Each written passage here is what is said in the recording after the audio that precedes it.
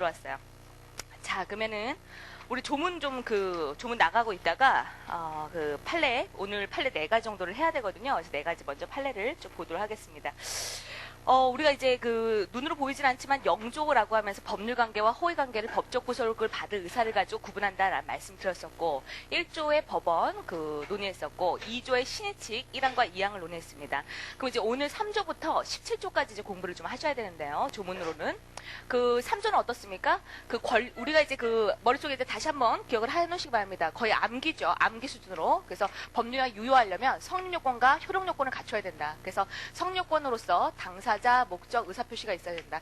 효력요건으로서 당사자의 권리능력과 의사능력과 법률행위 능력이 필요하다. 목적 파트에서 확정, 그 다음에 가능, 적법, 사회적 타당성이 필요하다. 의사표시 하자가 존재하지 않고 일치해야 되는 것이다 라고 해서 당사자부터 그 민법의 조문이 시작됩니다. 그래서 일단 영조, 그 다음에 조문 눈으로 보이지 않지만 1조, 2조 이렇게 공부를 하고 나면 당사자의 권리능력이 3조에 논해집니다. 권리능력 3조 조문 보시죠. 사람은 생존한 동안이라고 되어 있어요. 그러니까 생존한 동안 사람이 태어나고 그 다음에 죽으면 요 순간에 권리능력을 가질 수 있는, 사법상의 권리능력을 가질 수 있다는 게 3조입니다. 그러면 이제 그 권리능력을 박탈하는 조항은, 박탈하는 것은 온리 사망이다. 사망만이 박탈하는 것이지 인정사망이라든가 실종선고 간주됐다라고 해서 그때 권리능력을 박탈하는 것은 아니다. 온리 사망이다.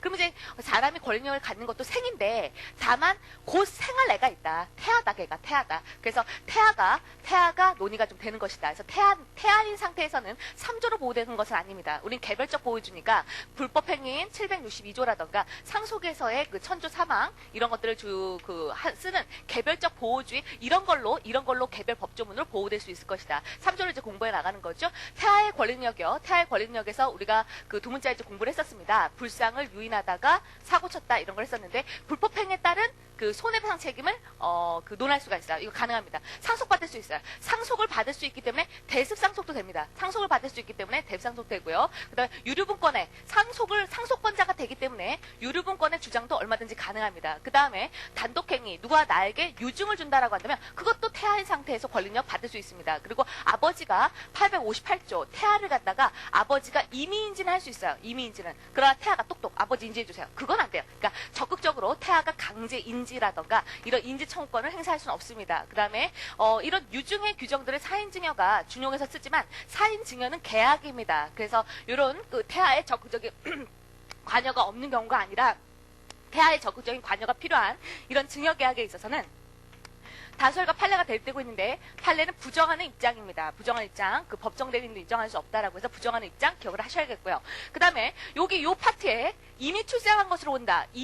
태아인 상태, 태아는 이미 출생한 것으로 본다입니다. 그러면 태아인 상태에서도 권리능력이 있다. 권리능력이 있다가 나중에 혹시라도 사산이 되면 사산이라는 조건이 해제 조건이 돼서, 그 태아인 상태에서 권리력이 있지만 사산이라는 조건이 해제 조건이 돼서 소급해서 권리력을 잃는 것이다 라고 주장하는 것이 다수하는 해제 조건설입니다. 그것이 아니라 태아인 상태에서는 권리력이 없고 다만 이 조문을 또 해석해야 되니까 나중에 이제 출생이라는 정지요건을 완성한다면 소급해서 권리력이 있는 걸로 다루겠다라는 게 정지요건설의 입장입니다. 그래서 그것들 좀 기억하시고요. 의사능력이요. 의사능력은 조문이 없습니다. 보시면 4조부터 바로 들어가요. 3조의 권리력이고 4조 성년기 만 20세 성년으로 된다. 그러니까 법률행위 능력에 대한 이런 입장으로 들어가요. 그럼 의사능력은 왜 규정이 없습니까? 의사능력은 그 당시에 술을 먹었느냐 안 먹었느냐, 정신이 좀 잠깐 나갔었느냐 어쨌냐, 구체적이고 개별적으로 구율하는 것이 바로 의사능력입니다. 그러니까 구체적이고 개별적인 그런 것들을 법조문에 줄 수 없죠. 객관적인 행위만 줄 수 있죠. 그러니까 요건 조문이 없어요. 그러면 행위요. 여기서의 행위는 어떻습니까? 많은 능력이 있지만 여기서 행위 능력은 법률행위 능력입니다. 법률행위 능력을 할 수 있는 것이냐? 이거 어때요? 의사능력을 또 입증하기 힘들기 때문에 그 구체적이고 개별적인 것이 아니라 객관적이고 획일적인 제도로서 이 무능력자라는 소수자를 어떻습니까? 좀 더 그 확실하게 입증 곤란을 덜어주기 위해서 그렇게 보호해주겠다는 거죠. 객관적, 획일적입니다. 그래서 우리가 반드시 선고를 받아야 됩니다. 그래서 우리가 3가지죠. 무능력자, 법률행위 무능력자의 종류는 미한금입니다. 미성년자, 그다음에 한정산자, 금산자 이렇게 3가지가 될 수 있는데, 미성년자 어때요? 딱 정해져 있잖아요. 지금 만 20세가 성년이다. 만 20세가 안 되면 미성년이다. 이렇게 볼 수 있잖아요. 그래서 이런 그 미성년자 객관적 획일적으로 만 20세입니다. 그다음에 한정산이라든가 금산도 그런 사유가 중요한 게 아니라 심신박약이라는 상실이 중요한 게 아니라 선고를 받아요. 선고. 가정법원의 선고. 이렇게 객관적 획일적인 걸 받아야만 얘네들이 무능력자로 취급하고 있는 것이고, 5조 들어갑니다. 조문 보시면 안 빠르죠? 그래서 갑자기 흥분을 막 해갖고 아직도 막 승질이 지금 나서 성격 자체가 나빠요. 나쁘고 그 신랑을 거의 잡아먹으려고 지금 막 어떻게 우리 수업을 못해? 막 이러면서 우리는 어떻게 그럼 점심시간에 그럼 어떻게 하는 말이야? 막 그래서 온갖 소리를 대했는데 제가 그렇다고 뭐 사이코 짓을 하는 사람은 아니고요. 평상시에는 무릎을 꿇고 거의 죽은 듯이 살아가는 그런 사람이 이럴 때만 컴퓨터 뭐 날아갔다 이랬을 때만 제가 이렇게 말하는 거예요. 컴퓨터를 잘 모르니까. 제 5조를 보도록 하겠습니다. 미성년자의 능력.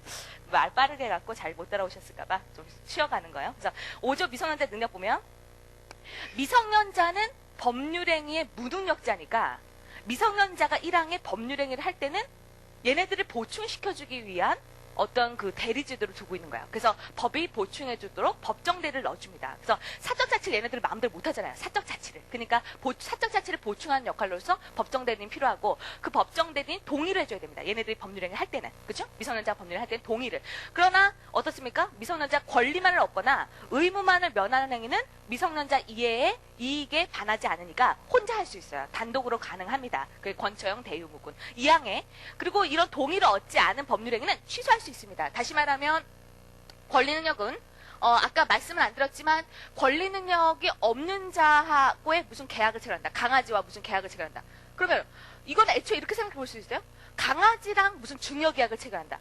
그러면은 강아지는 사람이 아니니까 3조의 권리능력, 증여계약 수증을 받을 수 있는 권리능력이 없는 자니까 애초에 당사자, 그 법률행위에는 당사자가 존재하지 않는 것이 되니까 애초에 불성립으로 논할 수도 있는 거고. 그렇죠? 근데 강아지니까 권리능력이 없는 거니까 효력파트에서 문제가 되는 거야. 효력파트가 문제가 되니까 무효 아니면 취소의 얘기인데 이건 이제 무효고. 그럼 이 무효로 가든지 아니면 강아지랑 계약을 했다, 당사자가 없든지 이렇게 가야 되는 것인데 권리능력이 없는 파트, 권리능력이 없는 자와 계약을 논하게 되면 무효 쪽으로 얘기를 불성립보다는 무효 쪽으로 얘기하는 것이 지금 다수설의 논의입니다. 이건 좀 어려울 수 있지만 어쨌든 간에 이쪽에는 외관만 당사자 같은 게 있고 그 다음에 목적 같은 게 있고 그 다음에 존재하고 의사표시만 있으면 성립됐다고 일단 보고요. 그러면 효력파트에 넘어가서 권리능력이 없는 자는 무효고 권리능력이 없는 자랑 의사능력이 없는 자가 계약을 체결하게 되면 이것도 무효입니다. 근데 법률행위 능력이 없는 자가 계약을 체결하게 되면 이거 뭐라고요? 입법 정책의 문제지만 이건 취소라고 돼 있어요. 취소 동의를 받지 않으면 취소 이렇게 기억하시면 되겠고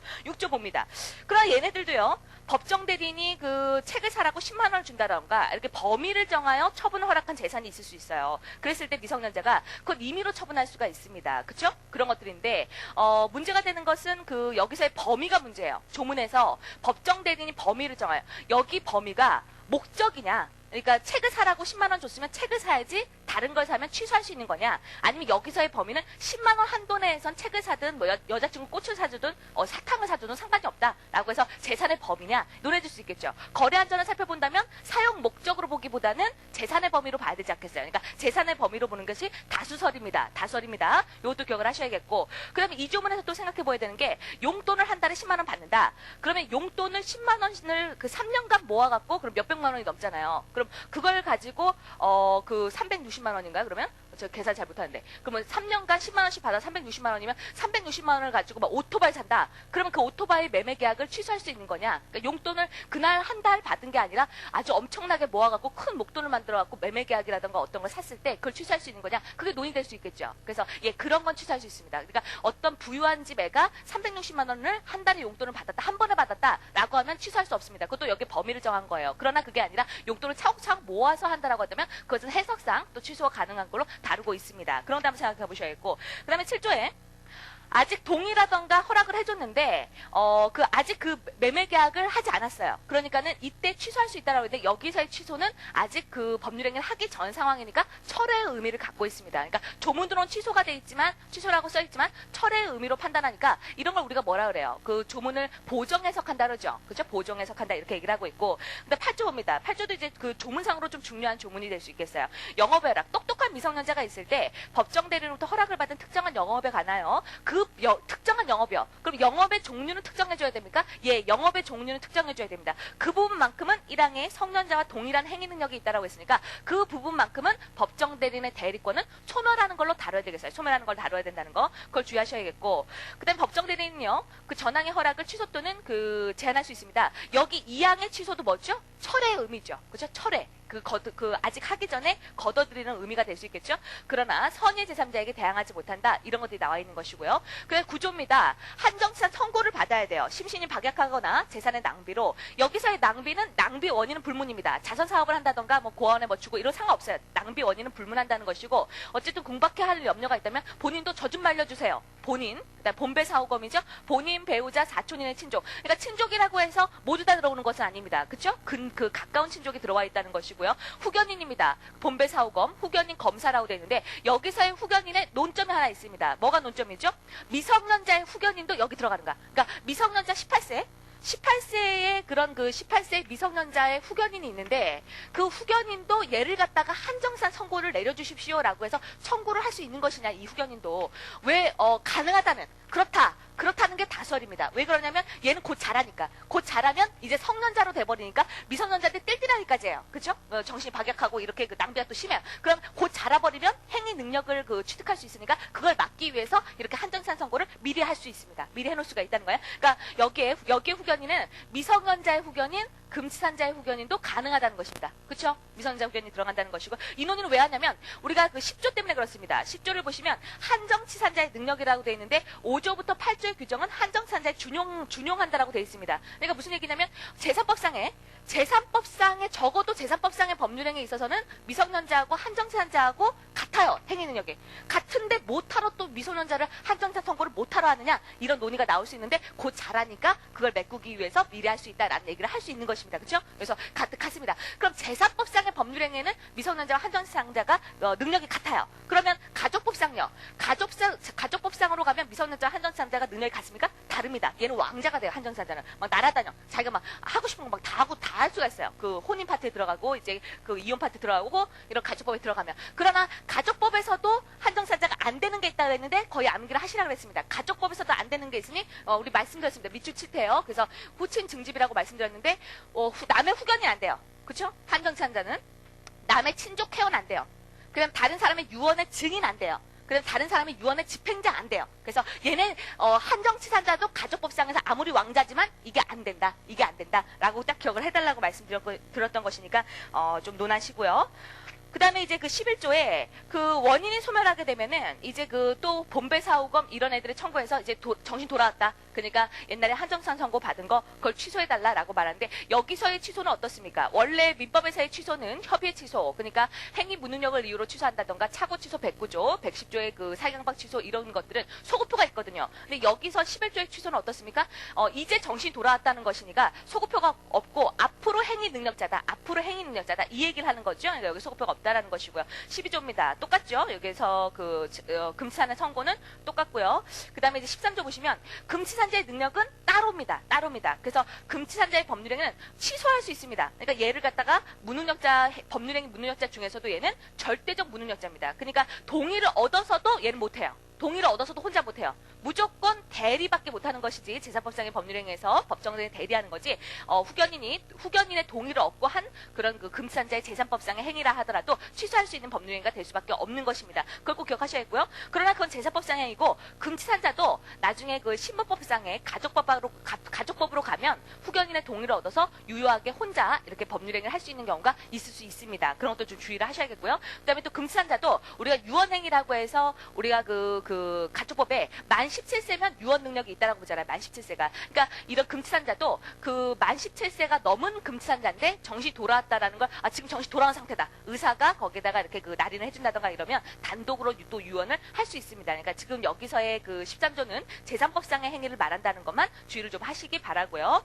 그 다음에 이제 14조에 얼마든지 선고를 또 취소할 수 있는데 이것도 비소급표입니다. 그렇죠? 앞으로만 능력자가 된다. 이런 거고요. 여기까지 나왔습니다. 그러니까 조문으로는 지금 여기까지 이렇게 본 거죠, 우리가. 그래서 당사자 파트까지 다 봤네요. 행위 능력까지 봤고 조문으로는 거의 이제 조문을 저랑 1118조까지 이렇게 쭉 나가게 되나요? 아니요. 재산법까지 나가니까 이거 가족법은 빼고 이제 재산법 조문까지 나갈 텐데 그 조문을 거의 암기하실 수 있을 정도가 되실 수 있어야 되겠어요. 지금 1조, 2조 이렇게 왔고 그 다음에 3조 따로 왔고 그쵸? 그 다음에 권리능력 4조에서 지금 14조요. 14조까지 왔습니다. 그쵸? 이거는 무능력자의 미성년자, 한정치산자, 금치산자의 논의 조문 왔었잖아요. 그러면 15조, 16조, 17조는 뭐가 되겠습니까? 이 무능력자하고 거래한 상대방 상대방을 보호하기 위한 조문으로 나타나겠죠? 그래서 무능력자하고 그 거래한 상대방을 보호하기 위한 것을 우리가 밑줄 칠 때 암기를 했었습니다. 중국에 사시는 최철 거사라는 분이 계시는데 최철 거사 막 돌아다니시니까 단추가 떨어지세요. 그래서 이런 그 무능력자하고 거래한 상대방을 보호하기 위한 최고권, 그 다음에 이게 15조죠. 그 다음에 철회권, 그 다음에 거절권, 이게 16조에 나와 있죠, 조문이. 그 다음에 이런 미성년자가 능력자라고 사수를 썼다라고 한다면 더 이상 무능력자의 행위를 취소할 수 없다라고 해서 사수를 썼으니까 취소권이 너의 취소권은 배제시킨다. 그럼으로써 계약이 유효하게끔 가니까 상대방 보호가 될 것이다라고 해서 17조죠. 이렇게 나와 있고. 그럼 여기는 이제 개별적으로 무능력자하고 거래한 개별적으로 상대방을 보호하는 조문이 15, 16, 17 이렇게 나와 있는 것이고, 이 단추는 뭡니까? 단기 소멸. 그래서 무능력자의 그런 측면에서 이 무능력자 갑이 상대방 을과 부동산에 대한 매매 계약을 체결했다라고 할 때 이 갑이 무능력을 이유로 법정대리인의 동의를 얻지 않았다라고 해서 이 법률행위를 취소할 수 있다라고 한다 하더라도 이 취소권은 무제한의 권리가 아닙니다. 권리기 때문에 소멸되던가, 소멸 시간의 효과로서 소멸되던가, 아니면 제척 기간에 걸리던가, 아니면 실효 연칙에 걸리던가, 이렇게 소멸될 수 있는 게 세 가지의 요건이 있을 수 있겠는데, 이 취소권은 내가 취소한다라면 법률 효과가 바로 딱 탄생되는 것이기 때문에 형성권입니다. 형성권은요 제척 기간에 걸린다고 얘기를 해요. 그것이 141조 단기 소멸 그 기간이라고 말했지만 이건 소멸시효가 아니라 제척 기간의 적용입니다. 그래서 제척 기간 적용 이거 우리가 볼 것이고, 이 추는 뭘까요? 추는 우리가 추인이죠. 그러니까 추인 오히려 무능력자 측에서 나 추인하겠다, 취소하지 않고 그대로 유효하게 추인하겠다 라면 그 의사표시로 하는 추인이 있을 거예요. 그죠? 의사표시로 하는 추인, 즉 형성권, 이런 추인권 행사 이런 게 있을 텐데 그걸 다루는 게 아니라 자기가 말을 안 해. 나 추인하는 거야, 나 취소할 거야, 취소 언제든지 할 거야, 이렇게 말하면서도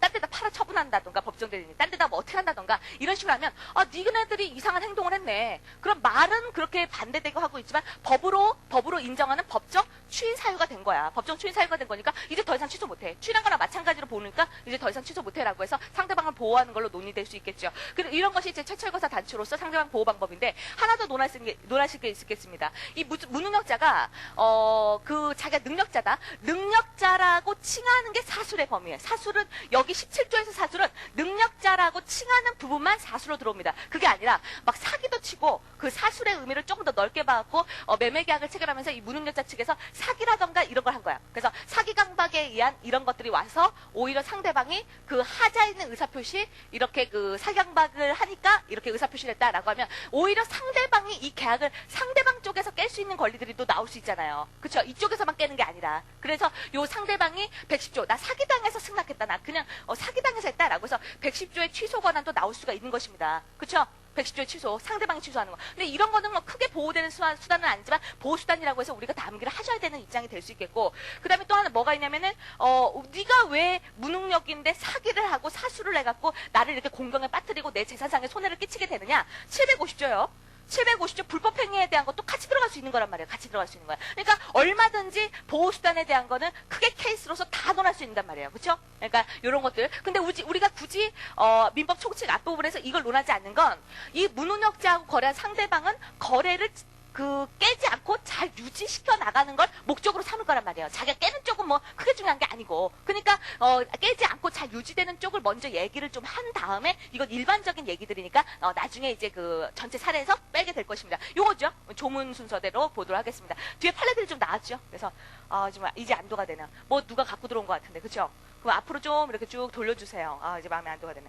그래서 괜히 승질 막 내고 괜히 막 처음에는 이제 비굴 약속한 척하면서 그 학원을 돌아다닐 때 안녕하세요 얌전하게 막 이렇게 돌아다니는데, 오늘 그 본생 다 드러났어. 저기 강사실에 딴 강사들 많은데 막 그래서 왜 이렇게 자료가 안 된 거야 막 이러면서 이딴 짓을 막 해갖고 선생님들이 다 그 가식을 떨었구나 여태까지 이러면서 눈길을 막 이상하게 주면서, 제가 이렇게 다른 거는 흥분을 잘 안 하는데 컴퓨터를 잘 못하다 보니까 뭐 그것과 관련해갖고 뭐 이렇게 좀 미진하게 나온다던가 이러면 막 짜증이 나는 거야. 왜냐면 스스로 못하니까 막 짜증이 나고. 참고로 저희 신랑은 또 컴퓨터 박사거든요. 그러니까 컴퓨터를 무지 잘하기도 하고 또 전공이 또 그거예요. 고시생이 아니에요. 고시생처럼 보여. 좀 이렇게 지저분하게 돌아다녀갖고 우리가 이제 농담 삼아. 그래서 심지어 그 프린터 돌릴 동안 잠깐 우리가 놀면 1, 2분 놀면, 제가 이제 1차 시험을 보러 갔을 때, 공부를 이제 첫 회 시험을 보러 가니까 너무나도 이제 욕심이 많잖아요. 그러니까는, 가방을 그때는 이제 1교시, 2교시로 봤어요. 1교시에 헌민형을 보고 2교시에 뭐 영어라던가 이렇게 선택하는 거 봤어요. 그러니까 1교시용 책가방이 따로 있어. 그러니까 공부를 많이 한 사람은 책을 조금만 갖고 가잖아요. 근데 공부가 덜 된 사람은 머릿속에 안 들어가 있으니까 책이라도 많이 갖고 가잖아. 그러니까 가방을 막 되게 무겁게. 그래서 1교시에 다른 사람들은 요약 노트만 이렇게 넘겨보는데 나는 막 과균식 시리즈, 과균식 시리즈 잔뜩 가갖고 그래서 그게 뭐 들어오냐고 막 그 사람들 그냥 사이코 취급만 당하지. 그래가지고 막 이렇게 하고 헌민형 막 이런 식으로 한 거야. 그래서 1교시용 그 1교시 헌민형을 봤어요. 시험을 보고서 이제 그 나가야 되는 그 시정인데 우리 신랑이 이제 2교시형 그 가방을 갖고 오는 거야. 그 뭐 어학 과목이라던가 선택 과목, 형사정책 뭐 그런 거 있잖아요. 옛날에는 두 과목을 다 봤어요. 노동법 뭐 이런 거를 다 갖고 들어온 거야. 가방을 메고 들어와서 2교시형 가방을 나한테 인계를 하고 1교시형 가방을 잔뜩 메고 이렇게 내려가니까 다른 사람들이 이러더래. 그 우리 신랑이 보면서 아유, 시험 포기하는구만. 아유, 포기하게 생겼어. 공부도 지지를 못하게 생겼고. 막 이러면서 되게 이렇게 무시했다 그러더라고요. 그래서, 그게 또 생각이 나네요. 그래서, 이제 왔죠, 자료가? 저도 한 장만 주시고. 네, 그래서, 이건데, 이게 왔어야 되는데, 그래가지고,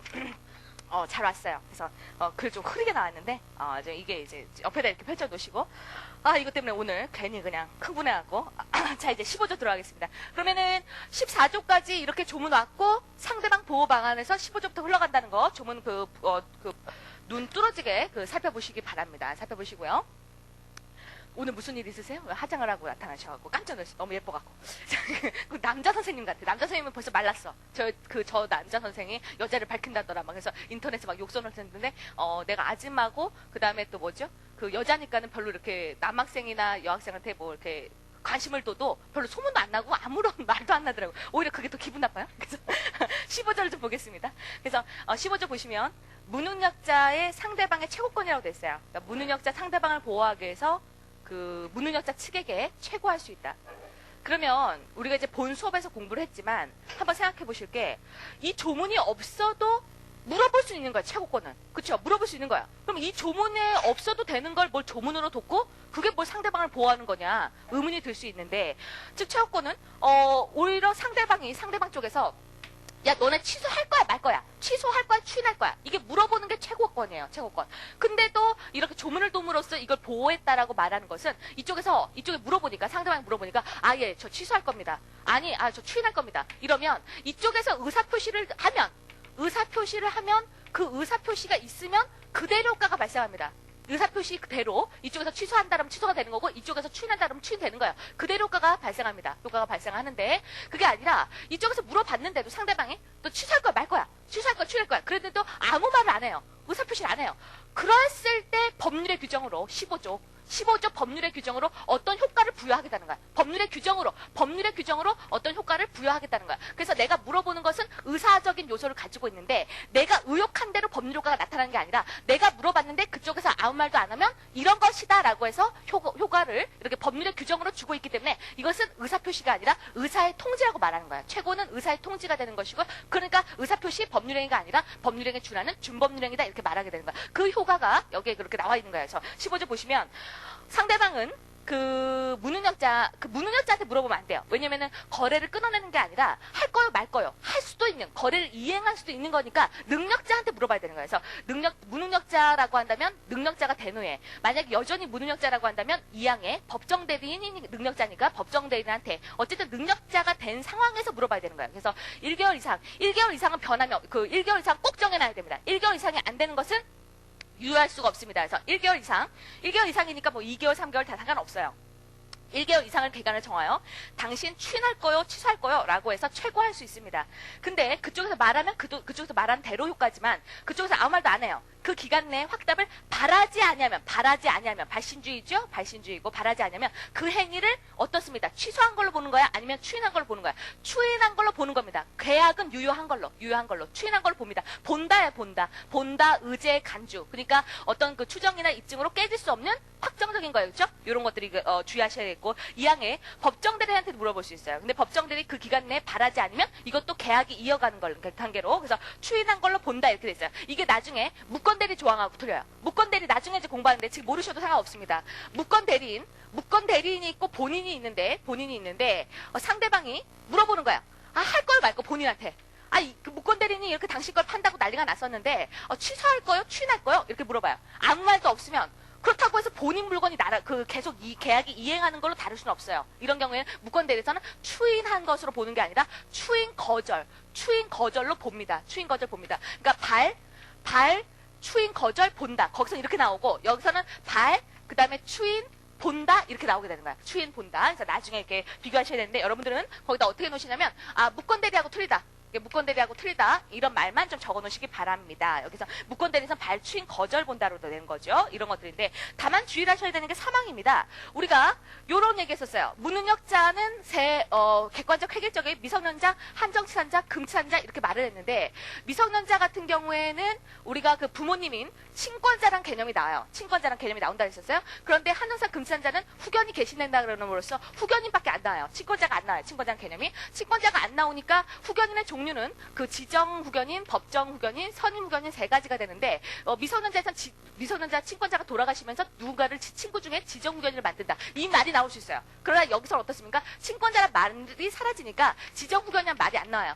법선만 나옵니다. 법정과 선임만 나오게끔 되도록 돼 있고 그럼 한전산자가 18세인데 부모님은 있을 거 아니야. 부모님은 있지만 그런 경우에 부모님 두 명이 친권자가 아니라 한전사 선고를 받게 되면 부모님 중 한 명만 후견인으로서 되게 되는 것입니다. 그렇죠? 후견이 개시되는 거니까 이렇게 되는 건데 그래서 후견인 믿지 못하겠다는 거예요. 그래서 우리가 950조입니다. 조문 눈으로 한번 확인해 보시죠. 950조 눈으로 좀 확인해 보시죠. 그래서 950조에 이렇게 특별한 행위들 그 영업에 관한 행위라던가 영차 차제라던가 보증이라던가 그다음 부동산에 관련된 영차 보불 그리고 중요한 행위들 그다음 소송에 관한 행위들 이런 영차 보불 중소 이런 거요. 영차 보불 중소 이런 행위들에 대해서는 후견인은 부모님이야 친권자는 가장 그 이익이 되는 쪽으로 해주겠지만 후견인 믿지 못하겠다는 거야. 그래서 후견인이 이런 행위를 할 때는 친족회가 통제를 하겠다는 거야. 그래서 친족회가 동의라던가 이런 식으로 통제를 가해주겠다는 거야. 그런데 그래서 사망에 특별한 절차를 요하는 행위라는 게 950조에 이런 절차를 거쳐야 되는 행위를 말하는 것입니다. 그래서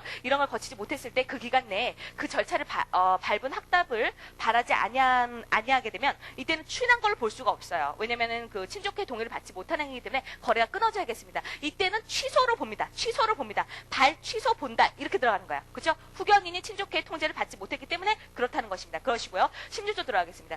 16조 보시면 요번에는 이제 요거죠. 철거죠. 근데 여기서부터 암기를 먼저 하고 들어가셔야 되는 게 최고권은 능력자한테 해야 됐었고 그 다음에 철회권 거절권은 무능력자한테도 할 수 있어요. 왜 그럴까요? 최고는 계약이 끊어질 수도 이행할 수도 있는 측면이기 때문에 능력자한테 물어봐야 되는 거야. 그러나 철회나 거절은 안 하겠다는 거야. 거래를 끊어내겠다는 거니까 무능력자한테도 안 하겠다라고 하고 거래 끊어내면 그만인 거야. 그래서 이렇게 무능력자한테도 할 수 있도록 되어 있고 그 다음에 철회는 최철거사 단추 중에 선철이죠. 상대방의 선이어야만 철회하겠다라고 말할 수 있어요. 나머지는 악이라도 상관없지만 또 하나 철회는 계약을 철회해요.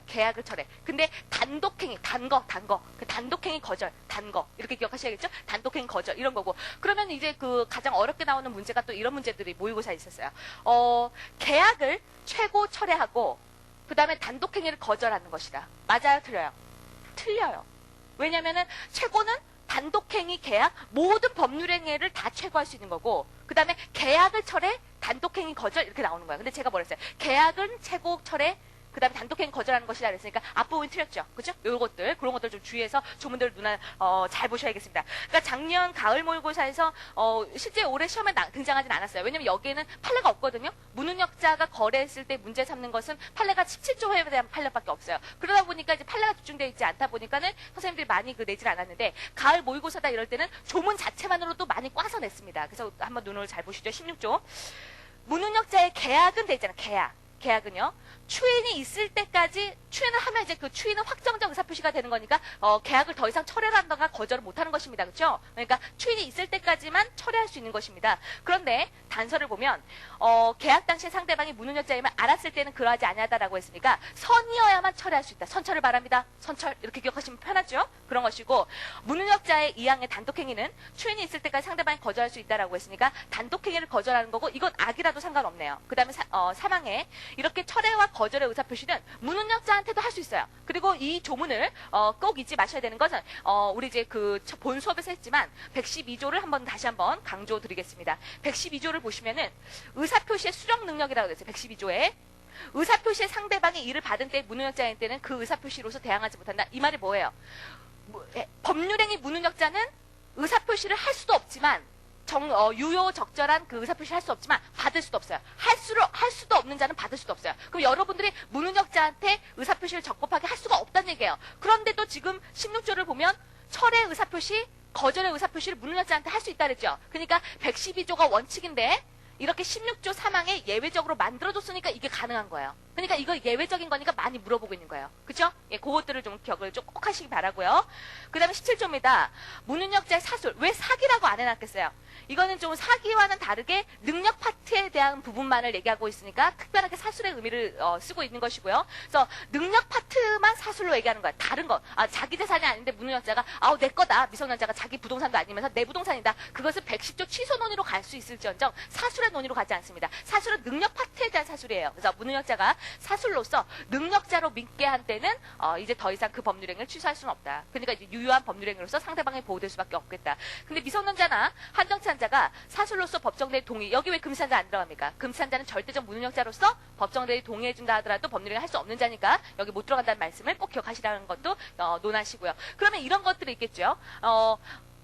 금치한자가 자기는 한정치산자라고 칭하면서 동의서를 또 위조해갖고 동의를 받았다라면서 법률행위를 해요. 그러니까 나는 한정치산자예요. 그러니까 동의서만 있으면 되는데 명시적으로 이렇게 동의서가 있네요. 이러면서 해요. 그러면 이것도 여기에 봐서 사술로 박았고 취소권이 배제돼서 유효한 계약으로 봐야 되는 거냐? 아니면 그런 것은 여기서 빼갖고 여전히 사술이 아니니까 취소할 수 있는 법률을 가야 되는가? 논란이 심합니다. 논란이 심하니까 객관식 문제집을 보면 금치산자가 한정치산자라고 칭하면서 동의서를 위조한 사건에서 가능하다.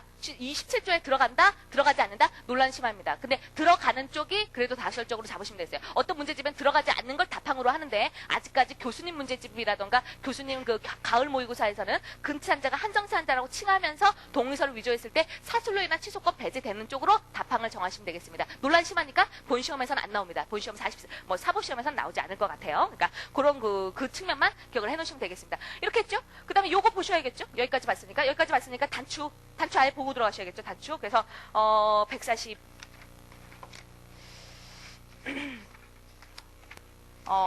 우리가 이제 아예 조문 거기 140조부터 보시죠.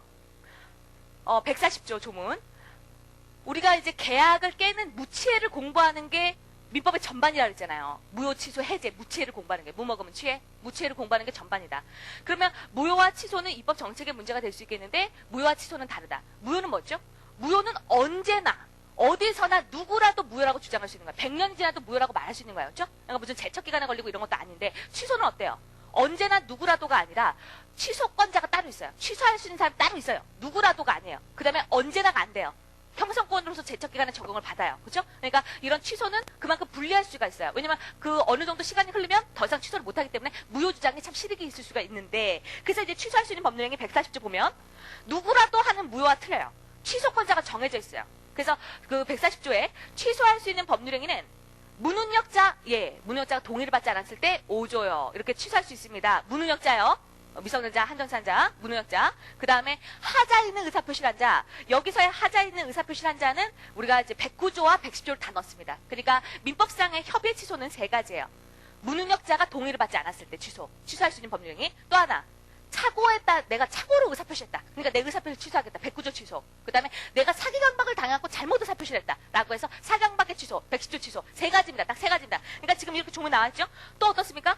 그 무능력자의 대리인, 법정 대리인이요. 그 다음에 또 승계인 이렇게 나와 있습니다. 근데 여기서의 대리인은 법정 대리는 당연히 되는데 임의 대리인은 되느냐? 특별수권을 받아야 된다. 이런 것들이 나중에 공부하게 돼요. 어쨌든 무하대승입니다. 무하대승 이렇게 잡아놓으시고 그럼 취소를 하면 지금부터 취소된 게 아니에요. 141조를 보면 취소 효과.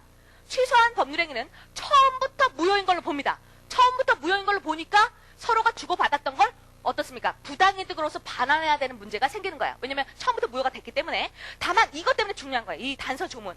그러나 무능력자가 법정대리 동의를 얻지 않아서 5조상 이렇게 취소를 하게 되면 무능력자가 돌려주는 범위는 무능력자가 악이든 선이든 이익 현존하는 한도 내에서만 상환할 책임이 있다라고 되어 있는 거야. 그리고 이 141조는 취소의 효과. 그러면 이런 생각들을 해보셔야 돼요. 정확하게 잡아놓으셔야 되겠습니다. 그러니까 무슨 얘기냐면 이 그 갑이 술을 잔뜩 먹고 미성년 18세인데 요즘 술 잔뜩 먹는 미성년자도 많아요. 그래서 술을 잔뜩 먹고 계약을 체결했어요. 매매 계약을.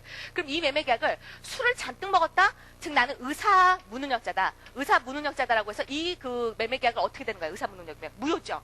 무효를 주장하는 경우가 있을 수 있겠어요? 그 다음에 나는 18세인데 엄마의 동의도 받지 않고 이걸 팔았으니까 나는 행위 무능력자다. 법률행위 무능력자니까 이 법률행위를 취소하겠다. 이렇게 되죠? 취소하겠다. 그래서 무효와 취소의 이중효를 인정하고 있잖아요. 이중효를 인정하고 있잖아요. 근데 무효로 가게 되면 어떻습니까? 748조. 여러분은 조문을 보셔야겠어요. 748조로 갑니다.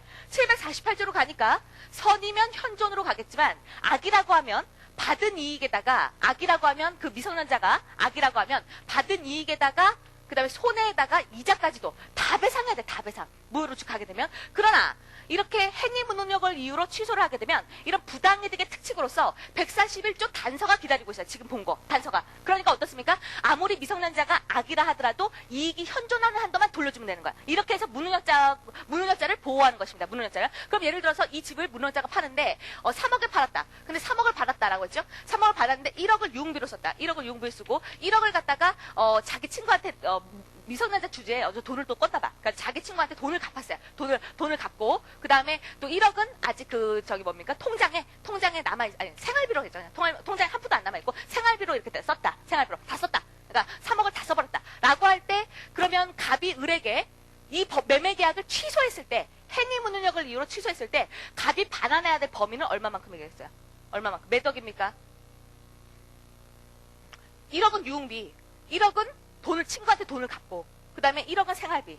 그럼 현존이라는 말은 뭘까요? 지금은 통장에는 한 푼도 없어요. 그러면 빵원입니까? 그렇게 보지 않아요. 생활비라던가, 그 다음에 돈을 갚고, 딴 사람한테 돈을 갚는 것은 어차피 이 돈이 아니었어도 딴 돈이 들어갈 돈이었다는 거야. 딴 돈이 들어갈 돈이니까는 그것은 현존으로 잡아줘요. 그러니까 유흥비는 근데 3억을 안 받았으면 흥청망청 쓰지 않았다는 거야. 그러니까 유흥비는 빼주지만은 이렇게 딴 사람한테 돈을 변제하고, 돈을 갚고, 그 다음에 생활비로 쓰고 이건 다른 돈이 어차피 들어갈 돈이었으니까 이거는 현존으로 봐줍니다. 그러니까 2억을 반환해야 돼. 2억은 현존이니까 2억은 반환하고 1억은 반환하지 않아도 됩니까? 예, 반환하지 않아도 됩니다. 그렇지만 어떻죠? 그렇지만 불법행위는 모를 수 있죠. 왜냐면 얘는 법률행위 계약, 법률행위에서는 무능력자지만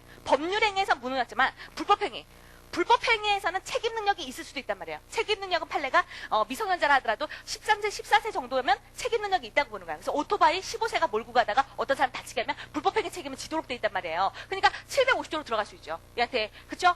그 750조로 들어갈 수 있고 부모님한테 애를 갖다 왜 이렇게 보호 교양업을 다 하지 못했느냐 해서 부모님한테도 750조로 들어갈 수 있죠. 750조로. 그러니까 그 나머지 1억을 못 받은 것은 불법행위 책임으로서 이 아이하고 그 다음에 또 어떻습니까? 부모님한테 750조로 들어갈 수 있을지언정 이걸로서 부당이득 반환은 안 된다는 얘기예요. 왜냐면 141조 단서가 있으니까. 주의하셔야 되는 것은 141조가 취소 시의 법률행위입니다. 취소 시에. 그러면 무조건 미성년자라는 이유로 계약이 무효든 뭐든 깨지기만 하면 미성년자가 당사자니까 미성년자를 보호하기 위해서 무조건 이 조항이 들어가느냐? 그건 아닙니다. 취소가 됐을 때 논의예요. 취소가. 그러면 만약에 이 미성년자가 무능력을 이유로 취소한 게 아니라 취소는 세 가지니까. 그 무능력을 이유로 취소하는 게 있고 그다음에 109조 취소가 있고 110조 취소가 있으니까 얘가 내가 착오였어요. 그래서 109조로 취소할 때도 그때도 141조가 논의가 될 수 있겠는가? 대수가 있다는 게 다소래요. 그러니까 취소할 때는 될 수도 있다라는 게 다소적인 거지만 아예 무효일 때는 141조 쓰질 않아요. 지금 취소입니다. 그러니까 좀 어려운 논의까지 했어요. 어려운 논의까지. 왜냐면 이것까지 모르셔도 되는데 나중에 이제 가을 모의고사라도 보게 되면은 여러분들 이제 느끼시게 될 거예요. 이것까지 모르셔도 됩니다. 그래서 그 정도까지 좀 기억을 하시고요. 그다음에 이제 그 정도. 그다음에 142조 143조. 145조 보시죠. 145조. 145조 보시면은 우리가 이제 법정 추인요. 취소할 수 있는 법률행위에 대해서 이런 일련의 사유라던가 이런 행위를 하면 추인한 걸로 봅니다. 본다, 간주, 의제 이렇게 되는 거예요. 그래서 두 문자는 145조 그 쇼트트랙 선수가 있어요. 전희경 씨라고. 그래서 맞나요 이름이? 어쨌든 그냥 저는 그래요. 전부나 일부의 이행의 청구, 그다음에 경계, 전희경, 담양강. 455565. 그래서 전희경 씨가 담양강에 놀러 가다. 그래서 전희경, 담양강. 이렇게 해서 나중에 하나씩 살펴보시면 되겠습니다. 146조가 단추. 아까 추는 이거고 146조가 단이죠? 단기 소멸입니다. 취소권은 추인할 수 있는 날부터 3년 내에 법률행위를 한 날로부터 10년 내에 행사해야 되고 이렇지 않으면 제척기한 걸려서 더 이상 행사를 할 수가 없습니다. 여기까지 한번 보시면서 판례를 한번 보도록 하겠습니다. 오늘 알아드렸죠? 판례.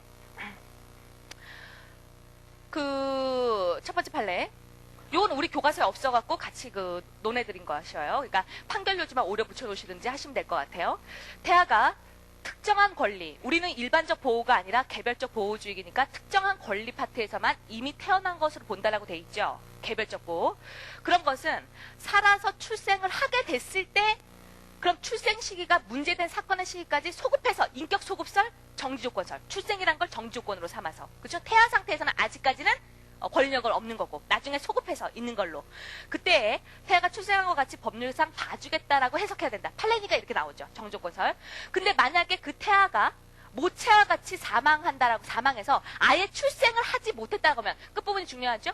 출생의 기회를 못 가진 이상 손해배상 청구를 논할 여지가 없어요. 정지조건설이든 해제조건설이든 학설의 대립이 없는 파트는 둘 다 사살한다던가 그 다음에 둘 다 출생한다던가 그럼 학설의 대립이 없는 거예요. 출생을 하게 되면 둘 다 소급해서 있는 것이고 그 다음에 또 어떻습니까? 사산하게 되면 아무것도 권력을 가질 수 없는 것이고 이런 거니까 사산이라던가 출산이라던가 이게 확정이 되면 학설의 대립은 없습니다. 근데 아직 태아 상태에 있을 때만 논의가 되는 거예요. 이 지금 태아 상태인데도 권력이 있다라고 하면 해제조건설, 태아 상태에서는 아직 없다라고 하면 정지조건설 이렇게 나가는 것입니다. 중요하죠? 그래서 그 이유도 여러분들 한 번씩 쫙 읽어보실 필요성이 있습니다. 그럼 2번 한번 보도록 하시면 2번에 2번은 크게 2번부터는 이제 부재자 재산 관리인데 그래도 우리가 한 번씩 좀 보도록 하겠어요. 그래서 조문은 아직 안 봤는데 부재자의 모가 적법한 권한 없이 그 원고와 사이에 부재자 소유 부동산에 대해서 매매 계약을 체결했는데 그 후 이렇게 소송 외 소송외의 사람은 소외라고 얘기하죠. 그러니까 원고피고 당사자가 아닌 사람이요. 그런 소외의 사람이 그 부재자 재산 관련 선임된 이후에 매매계약에 대한 소유권 이전 등기를 위해서 자기 인간증명서를 원고에게 교부를 했다라고 한다면 이것은 그 무권대리였지만 이런 그 매매계약, 무권대리 추인, 이 매매계약을 추인한 것은 아니겠느냐. 그래서 추인한 것으로 볼 수 있을 것이다. 라고 이제 논의되고 있는 거죠. 그래서 부재자를 한 다음에 하겠네요. 가를 일단 동그라미 쳐놓으시고 그 다음에 나를 가나 동그라미 쳐놓으시고요. 가나 그 다음에 라를 동그라미 치시고요. 다는 필요 없습니다. 다는 필요 없고 라를 동그라미 쳐놓으시고요. 그 다음에 그렇게 세 가지를 해놓으시고 읽어보도록 하겠습니다. 나중에 한번 보도록 하고 그때 그 부재자를 하고 3번을 판례를 먼저 보겠습니다. 3번 판례를. 우리가 여러분들 이 3번 판례가 기출지문에서 나왔는데 거의 모든 학생들이 그 당시에 많이 틀렸어요. 기출문제에 보면 있는데 40몇 회 때 나왔는데 다 틀렸는데 여러분들 일단 이걸 기억하셔야 돼요. 우리가 법관을 구속하는 뭔가가 있습니까? 없습니다. 그러니까 형법에서도 정신병원의 의사가 나와갖고 저 사람 정신병자입니다. 라고 말하면 그 사람이 형사 책임을 지지 않는 그런 사람으로 판단됩니까? 그러지 않아요. 그러니까 정신병원 의사가 정신병자라고 말해도 법관이 봤으면 정상인데 뭘 교도소 보내 할 수가 있는 거예요. 그러니까 법관을 구속하는 건 아무것도 없다는 걸 생각하셔야 돼요. 그러니까 우리가 그 인정 사망이라던가 실종 선고를 공부하는데 그런 것들 하나의 편의를 위한 제도일 뿐이지 그거 자체가 법관을 구속하는 게 아니란 말이에요. 그러니까 그런 게 없다 하더라도 법관이 봐갖고 대충 서류들 보니까 이 사람 죽었네라고 판단하면 얼마든지 할 수 있는 거예요. 법관을 구속할 수는 없다는 것을 칠법다 공통으로 생각하셔야 됩니다. 그걸 기억하셨으면 이걸 풀 수가 있었던 것이었죠. 보시면요. 가에 불법행위를 원인으로 한 손해배상 청구의 그런 그 요건 사실은 뭐죠? 그 법률 요건이죠. 법률 요건 사실은 그 750조죠. 750조의 법률 요건 사실이 뭐죠? 꼬챙이 손으로 핥히면 불법행위잖아요. 꼬챙이 손이 뭐죠? 고체기 손. 다시 한번 암기를 하시죠?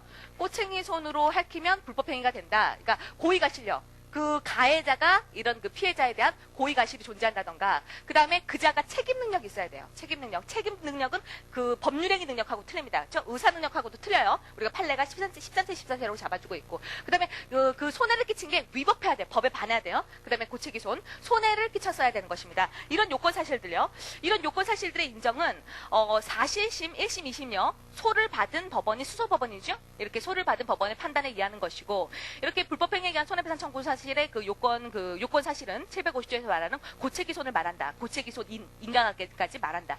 그리고 이 가운데 그 피침의 권리가 사람의 생명과 같은 인격적 권리일 때는 그 사실 인정은 소를 받은 법원이 자유로운 심증으로 사망이 됐다라는 사망의 확신이 섰을 때 이렇게 할 수 있는 것이다. 그렇게 자유로운 그 심정 이런 그 법관을 구속한다거나 그럴 수 없는 것이다. 나를 보면 이런 상태까지 갔다라고 한다면 그 두 번째 줄에 행방불명이 돼서 생사가 분명하진 않죠. 비록 시신이 확인되지 않았죠. 거죠. 그렇지만 이런 상태에서 살아난다는 것은 우리의 경험치가 논리측에 비추어 굉장히 확실하지 않다. 사망하는 게 오히려 당연한 일일 것이다. 이렇게 판단할 수 있다는 거야. 그럼 이거는 실종 선고를 받은 것도 아니고 인정 사망을 받은 것도 아닌데도 불구하고 다가 제일 중요하죠. 다를 꼭 체크해서 여러분 책에다가 오래 붙여놓으셔야 우리의 해놓으셔야 될 부분이에요. 그래서 순환이라든가 전란이라든가 화재라든가 이런 것들에 대해서 우리가 호적법상 두 번째 줄에 인정사망제도가 있습니다. 호적법상의 인정사망제도는 추정에 불과해요. 사망 추정에 불과해요. 그리고 실종 선고는 법원이 내려주는 것이라 추정이 아니라 간주입니다. 좀 막강하죠.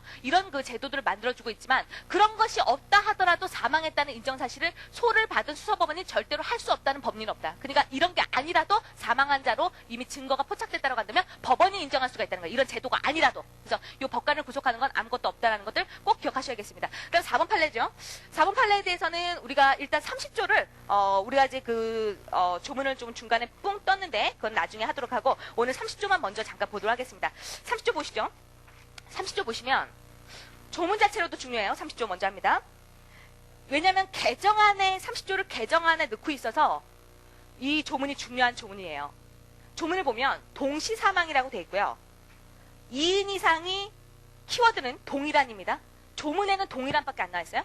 동일한 위난으로 사망한 한입니다. 한 두 가지를 좀 키워드 했어요 제가. 그리고 이러면 동시에 사망한 걸로 추정해줍니다. 추정입니다. 간주가 아닙니다. 이 조문에서 확인해야 되는 건 조문으로는 상이한 위난은 빠졌다. 해석으로 인정한다. 해석으로 상이한 위난을 넣고 있는 거지 조문상만 물어보면 동일한 위난이다. 동일한밖에 안 들어와 있다. 그러시고 사망한이다. 사망한이라는 얘기는 둘 다 사망한 게 확인됐을 때 이 조문이 들어오는 거지 둘 다 살았는지 죽었는지 생사불명 상태에 빠졌을 때는 어느 쪽이든 실종 선고로 가야 될 문제지 이 조문으로 들어가는 게 아니다. 사망한이다. 사망했을 때 이 조문으로 들어온다. 그 다음에 간주가 아니다. 간주 의제가 아니다. 추정이다. 조문 3가지 포인트를 정확하게 기억하셔야겠습니다. 이것들이 왜 나오냐면 그 4번 판례하고 관련해갖고 조금 어려운 파트긴 한데 그래도 요번에 듣고도 나중에 들으면 좀 나을 것 같으니까 같이 한번 그 기억을 하시죠. 여러분 유명한 괌 판례입니다. 괌 사건요. 그래서 거부 판례 부자.